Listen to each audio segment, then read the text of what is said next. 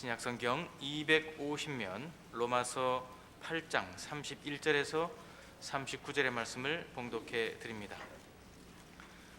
그런즉 이 일에 대하여 우리가 무슨 말을 하리요? 만일 하나님이 우리를 위하시면 누가 우리를 대적하리요? 자기 아들을 아끼지 아니하시고 우리 모든 사람을 위하여 내주시니가 어찌 그 아들과 함께 모든 것을 우리에게 주시지 아니하겠느냐? 누가 능히 하나님께서 택하신 자들을 고발하리요? 의롭다 하신 이는 하나님이시니 누가 정죄하리요? 죽으실 뿐 아니라 다시 살아나신 이는 그리스도 예수시니 그는 하나님 우편에 계신 자요 우리를 위하여 간구하시는 자신이라. 누가 우리를 그리스도의 사랑에서 끊으리요? 환난이나 곤고나 박해나 기근이나 적신이나 위험이나 칼이랴. 기록된 바 우리가 종일 주를 위하여 죽임을 당하게 되며 도살당할 양같이 여김을 받았나이다 함과 같으니라. 그러나 이 모든 일에 우리를 사랑하시는 이로 말미암아 우리가 넉넉히 이기느니라. 내가 확신하노니 사망이나 생명이나 천사들이나 권세자들이나 현재일이나 장래일이나 능력이나 높음이나 깊음이나 다른 어떤 피조물이라도 우리를 우리 주 그리스도 예수 안에 있는 하나님의 사랑에서 끊을 수 없으리라. 우리는 지난주에 하나님께서 이 모든 구원을 준비하시고 작정하시고 이루시고 그 결과를 완성하셨다는 선언을 29절과 30절에 걸쳐서 확인했습니다. 그리스도의 십자가가 증언하듯이 구원은 이미 역사 속에서 일어난 것입니다. 2000년 전에 예수께서 십자가를 지고 우리 인류의 죄를 위하여 죽으실 때 구원은 이루어졌습니다. 그러나 우리를 보면 그 후 2000년이 지나 태어나고 예수 믿고 신앙생활하고 있습니다. 이런 시간상의 역수는 하나님께서 우리에게 허락하시는 구원을 결단코 변개하거나 취소하거나 타협하시지 않겠다는 의지의 표현이라고 누차 강조하고 있습니다. 우리를 미리 정하셨고 우리가 현실에서 경험하듯이 부름을 받았고 그리고 우리를 영화롭게 하실 것인데 그것이 완료형으로 선언되어 있다고 30절을 소개했었습니다. 지금은 우리가 부르심과 그리고 영광이라는 하나님이 우리에게 준 운명, 승리의 운명 사이를 살아가고 있죠. 그 사이가 로마서 5장에 의하면 고난이라고 되어 있습니다. 이미 이루어진 구원을 각 개인에게 적용하시는 것이 현실인데 각각의 신앙생활의 과정은 가장 특징적으로 고난으로 나타난다고 합니다. 그 고난 때문에 우리는 늘 우리에게 일어난 이 구원과 우리의 소망들이 흔들리죠. 로마서 5장에서는 그 부분을 그래서 5장 5절 보시면 소망이 우리를 부끄럽게 하지 아니함은 우리에게 주신 성령으로 말미암아 하나님의 사랑이 우리 마음에 부은 바 되었다고 얘기합니다. 사랑이 우리를 붙들고 가니 걱정 마라 그렇게 얘기하는 셈이죠. 아무도 실패하지 않을 것이다. 하나님의 사랑이 우리를 붙들고 있다. 우리는 늘 그 사랑을 이렇게 이해하지요. 그렇다면 우리 마음이 늘 넉넉해야 할 것 아니냐. 하나님이 우리를 사랑하고 있다면 우리 마음에 늘 확신이 있어야 될 것 아니냐. 그렇게 생각하는데 성경은 사랑을 그렇게 풀지 않습니다. 사랑은 최고의 의지이며 호의이며 인내이며 능력이라고 풉니다. 그것이 오늘 우리가 읽은 로마서 8장 31절 이하의 이야기지요. 누가 우리를 그리스도 예수 안에 있는 사랑에서 끊을 수 있겠는가? 이게 이제 부르심이라는 현실과 약속된 소망, 아니 결정된 승리 사이를 사는 우리, 그리고 고난이라는 특징으로 점철되는 인생을 살아야 하는 우리에게 준 성경의 위로요 확신입니다. 하나님이 사랑하고 있으니까 걱정하지 마라, 그렇게 말하는 것이죠.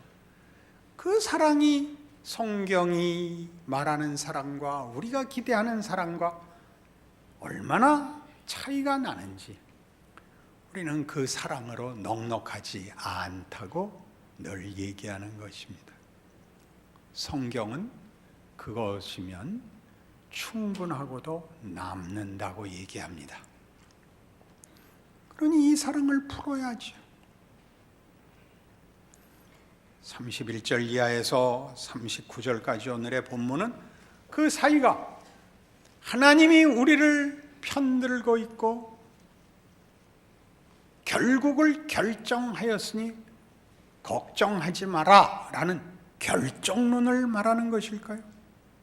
아니면 우리 마음에 늘 일어나는 이런 괘씸한 생각, 운명은 결정되었으니 내가 아무렇게 살아도 되는 것이 아닌가, 사이에서 어떻게 올바른 신앙생활을 할 수 있으며 성경의 이 말씀을 우리의 힘으로 가질 수 있을까요?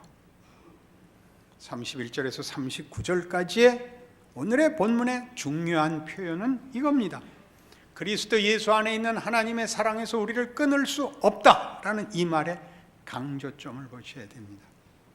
31절부터 다시 봅니다. 그런즉 이 일에 대하여 우리가 무슨 말하리요? 하나님의 사랑, 하나님의 의지, 하나님의 능력, 이런데 강조점이 홀로 있지 않고 그것이 모두 우리라는 대상을 갖고 있다고 얘기합니다. 로마서 8장 31절 이하의 이 약속은 하나님이 우리를 대상으로 놓고 하는 얘기라는 걸 놓치면 하나님 홀로 그 속성과 능력에 있어서 신실하시며 전능하시며 이것으로 그치게 됩니다. 나와는 상관없는 하나님의 얘기가 되고 그걸 따라가지 못하는 나는 늘 자신 때문에 죽어납니다.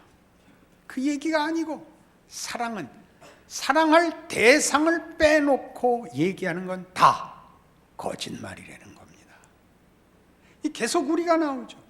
자기 아들을 아끼지 아니하시고 우리 모든 사람을 위하여 내주신 이가, 이겁니다. 34절에 누가 정죄하리요? 죽으실 뿐 아니라 다시 살아나신 이는 그리스도 예수시니 그는 하나님 우편에 계신 자요 우리를 위하여. 이 우리가 계속 나옵니다. 누가 우리를 그리스도의 사랑에서 끊으리요? 39절 높음이나 깊음이나 다른 어떤 피조물이라도 우리 주 그리스도 예수 안에 있는 하나님의 사랑에서 끊을 수 없으리라. 하나님의 성실과 능력을 높이는 것으로 우리는 이렇게 너무 간격이 넓어질 뿐이지, 못 미치는 자신을 발견할 뿐이지 힘이 되지 않는데, 사랑은 대상을 빼놓고는 결단코 홀로 성립되지 않는다는 사실을 놓쳐서 그렇습니다. 고린도전서 13장에 가보십시다. 잘 아시는 사랑장입니다. 늘 놓치는 깊은 내용이 이것이지요. 사랑이 추상명사가 된다는 사실입니다. 공허한 명분이 되죠. 앞에 3번 반복적으로 추상명사가 되어서는 안 된다 이렇게 얘기하죠. 그것은 환상이 아니다. 천사의 말을 하는 것 아니다. 산을 옮기는 능력 아니다. 자기 몸을 불사르게 내어주는 정열 아니다. 뭐냐? 오래 참음이다. 그게 무슨 소리? 오래 참, 상대를 참는 거다.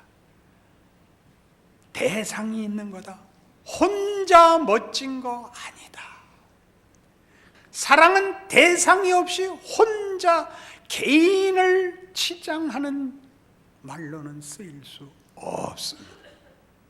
그게 하는 얘기. 사랑은 오래 참고, 사랑은 오래 참고, 온유하고, 시기하지 않고, 자랑하지 않고, 교만하지 않고, 무례히 행치 않고, 상대를 놓고 하는 얘기입니다. 상대를 위하여. 혼자 자신을 치장하는 단어들 아니고, 하나님의 사랑에서 우리를 끊을 수 없는 것은 사랑이란, 우리를 향한 하나님의 사랑은 나 없이 혼자 할 수 없는 사랑, 십자가로 보인 사랑, 우리를 위해서 찾아온 사랑, 우리를 놓지 않은 사랑. 그게 성경이 하고 싶은 이야기입니다. 대상이 없는 사랑이 난무하죠. 이런 말들 자주 하잖아요. 우리 교회는 사랑이 없어. 본인이 하셔야 됩니다. 사랑을 하셔야 됩니다. 그리고 받으셔야 됩니다. 사랑은 꺼내놓고 명분으로 강요하고 잣대를 가지고 심사할 수 있는 게 아닙니다. 각자가 하는 겁니다. 웃게 만드십시오. 얼굴을 펴게 구십시오. 사랑을 하십시오. 사랑을 하십시오. 인류를 사랑하고 나라를 사랑하지 마시고, 안 보이는 사람을 사랑하지 마시고, 만나는 사람을 사랑하십시오. 사랑하십시오. 성경이 지금 하는 얘기입니다. 자, 유명한 이런, 우리가 얼마나 하나님의 사랑을 필요로 하고 홀로 있는 것이 무서운지, 오빠 생각이라는 동료가 있습니다. 뜸북새 눈에서 울고, 뻐꾹새 숲에서 울재. 우리 오빠 말 타고 서울 가시면 노래로 불러야 되는데 비단구도 사가지고 오신다더니 1절로 끝날 수 없게 됐죠. 기럭이 북에서 오고, 귀뚤함이 슬피 울건만. 서울 가신 오빠는 소식도 없고 나뭇잎만 우수수 떨어집니다. 그게 무슨 노래예요? 생각을 해보세요. 비명이지. 뭐라는 비명이에요? 슬프다는 거예요. 무섭다는 거예요. 왜? 나를 호의를 가지고 상대해 주는 사람이 없어서. 하나 더 해볼까요? 제일 많이 부르는 술집에서의 노래, 백마강 달밤에. 물새가 울어. 잃어버린 옛날이 그리웠구나. 저라 사공아, 이려 편주 두둥실, 낙화암 그늘에서 울어나 보자. 그게 뭐야? 외롭단 말이야. 아무도 나를 인간으로 대접을 안 하고 대상으로 품어주지 않더라는 거예요. 그러니 그 쓰라린 가슴을 소주로 적셔야지. 어떻게 견딜 거예요? 사랑이 뭐냐? 쇼생크 탈출이라는 영화가 있어요. 봤죠? 안 봤다고? 그게 영어 원제에서는 쇼생크 리뎀션이에요. 쇼생크 구원이야. 탈옥하는 얘기가 아니라 쇼생크라는 그 감옥이 구원을 받는 얘기예요. 그러니까 사뭇 달라 보이죠? 앤디 듀프레인이라는 주인공이 아내를 죽인 살인범으로 2번의 종신형을 선고받고 들어오는 거예요. 종신형을 2번 살아야 돼. 감형을 받아도 다시 종신형인 거예요. 그 안에 먼저 와 있던 죄수인 레드가 이제 그를 보고 이렇게 이야기식으로 풀어나가는 영화예요. 그래서 우리 관객은 모두 레드를 통해서 앤디라는 주인공을 만나요. 앤디의 속을 몰라, 그의 생각도 몰라. 옆에 있는 동료 죄수인 이 레드를 통해서 우리는 듣는 거예요. 그래서 그는 우리 모든 관객을 대표하고 그래서 궁금해요. 신비를 더하고 그래서 많은 내용이 그 안에 자리를 할 수 있었을 겁니다. 로저 에버트라는 영화 평론가가 위대한 영화 100편을 썼어요. 그 중에 이 쇼생크 얘기가 나와요. 재미있으니까 보세요. 성경 읽다가 재미없거든. 보세요. 근데 그 쇼생크라는 이름이 기이한 이름이에요. 아마 로저 에버트도 몰랐었던 것 같아요. 그 얘기 없는 거 보니까. 쇼생크는 이집트 왕 이름이에요. 이집트 왕 이름은 보통 우리가 황제, 천자, 천황 그러는 식으로 공식 직함을 바로라 그러고 실제 왕 이름은 다 달라요. 쇼생크는 이집트의 22대 왕조를 연 왕이고 성경에서는 이게 세숑크로 나와요. 열왕기에 르호보암의 반기를 들었다가 망명을 하게 되는 나중에 왕이 되는 여로보암이 정치적 망명을 한 게 세숑크예요. 그렇게 한번 등장을 해요. 우리말에는 시삭이라고 나옵니다. 거기에 쇼생크 리뎀션은 그러면서 애굽의 구원이에요. 애굽은 핍박자였잖아요. 핍박을 당한 자가 아니라 핍박을 한 자인데 쇼생크 리뎀션이 됐죠. 그러니까 기독교적 유산을 갖고 있지 않으면 이 영화를 이해할 수가 사실 없는 거죠.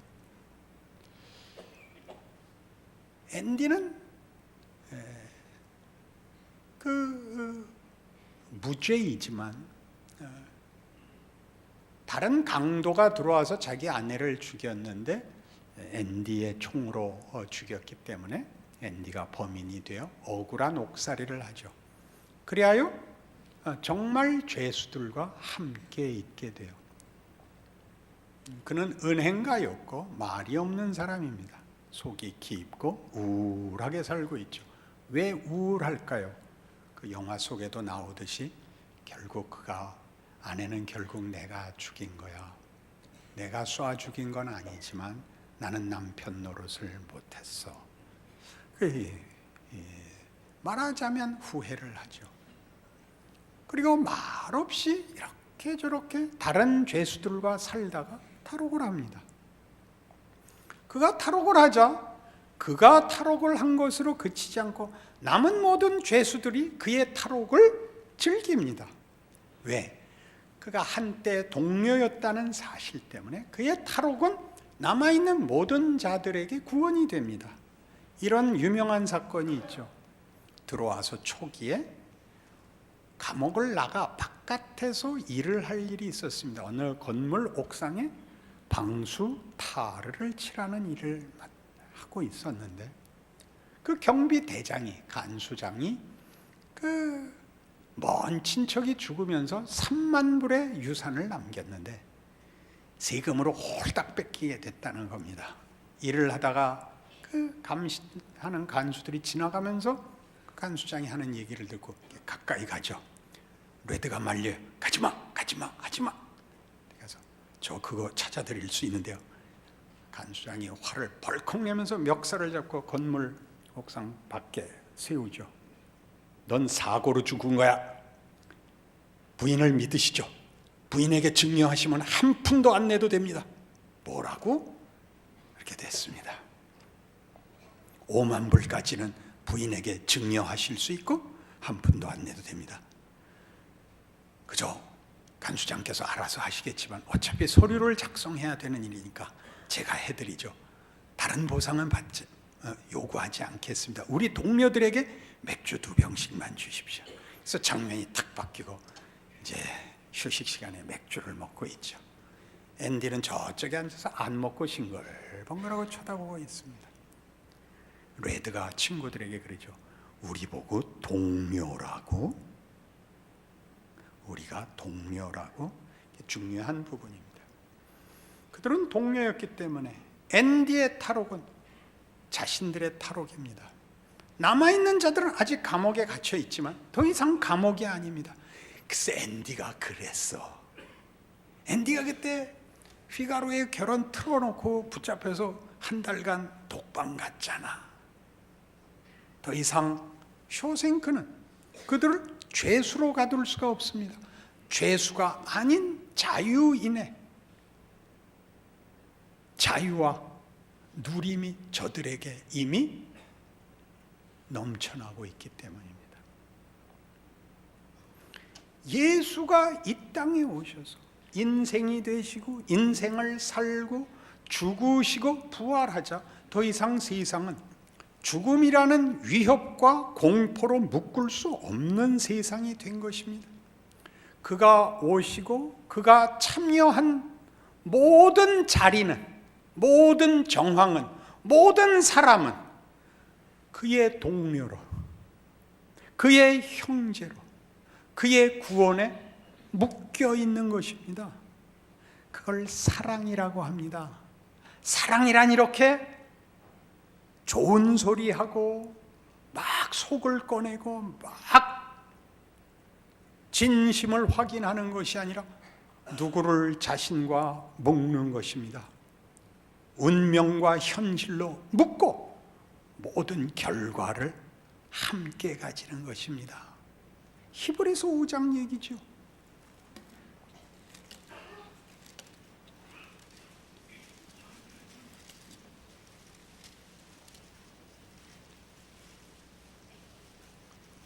(356페이지) 히브리서 5장 7절입니다. 그는 육체에 계실 때 자기를 죽음에서 능히 구원하실 이에게 심한 통곡과 눈물로 간구와 소원을 올렸고 그의 경건하심으로 말미암아 들으심을 얻었느니라. 그가 아들이시면서도 받으신 고난으로 순종함을 배워서 온전하게 되셨은즉 자기에게 순종하는 모든 자에게 영원한 구원의 근원이 되시고 하나님께 멜기세덱의 반차를 따른 대제사장이라 칭하심을 받으셨느니라. 예수가 육체로 오십니다. 육체의 동료가 됩니다. 그가 부활하심으로 육체는 부활할 수 있는 그런 신분이 되고 그의 부활로 인하여 그가 오셨던 자리와 그가 함께한 모든 자들은 그 안에 함께 있게 됩니다. 그게 예수 그리스도를 보내신 것을 사랑이라고 얘기하는 이유입니다.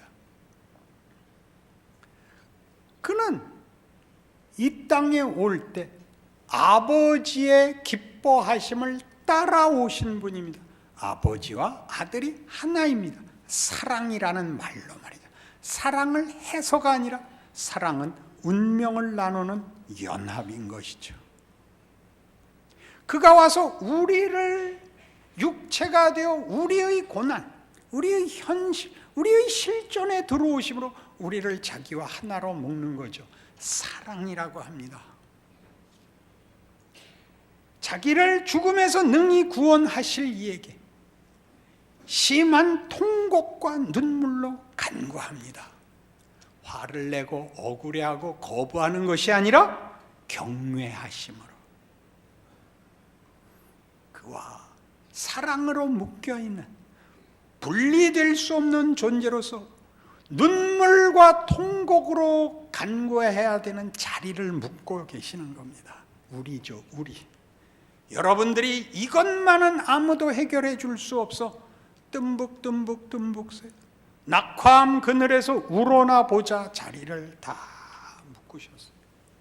예수 안에서 묶지 못할, 구원해내지 못할 다른 영역이 남아있지 않습니다. 사랑이라는 거죠. 우리를 그리스도 예수 안에 있는 사랑에서 끊을 자 없으리라 라는 말이 갖는 뜻입니다. 그러니 그는 우리의 구원자가 되시며 대제사장이 될 수 있는 것입니다. 그것이 우리에게, 우리가 누구의 친척이고 가족이고 그 시대에 살고 그 나라에 사는 것으로 사랑의 존재로 서 있는 것입니다. 예수 안에 있자. 예수의